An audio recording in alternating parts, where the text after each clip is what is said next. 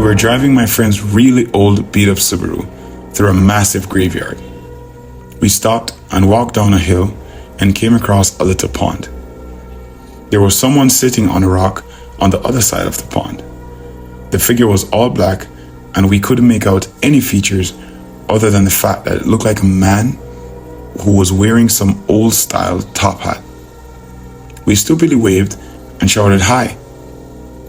He didn't show any acknowledgement and continued sitting on the rock. Then all of a sudden, he jumped to his feet, started running to us on the water, and then vanished in thin air, about halfway down the pond. My friends and I screamed and ran back to the car. The car wouldn't start, and we heard something banging on the back of the car. It wasn't a constant bang, but every few seconds or so, we'd hear it.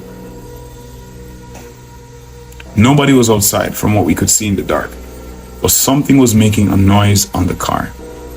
I opened my phone and started dialing my mom to come give us a boost, but I had no service. None of us had any cell service. The next 30 minutes were spent trying to get the car started. No banging was heard afterwards, but we felt this heavy pressure around us. Finally, the car started and she hit the pedal to the metal. We sped out of the graveyard so fast. Immediately crossing the gates, all of our phones regained cell service. One thing I know for sure is that someone or something was out there, and it was not an animal or a human.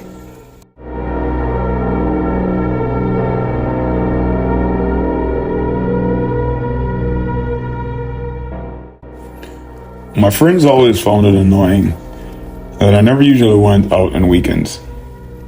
And this weekend, they promised to change that. So Friday night, they rushed me out of the house to catch the opening act at our local sports bar because they were having a music night.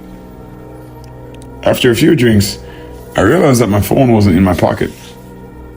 I started to panic and look around thinking it fell out or maybe someone just took it and ran. I even checked under the table we were sitting at, the bar, and I went back into the bathrooms to check, but still no luck. I decided to use my friend's phone to call mine.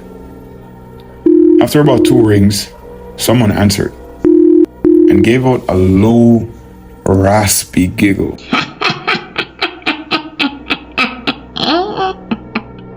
And hung up. I immediately tried again, but they didn't answer. I eventually gave it up as a lost cause and decided to head home.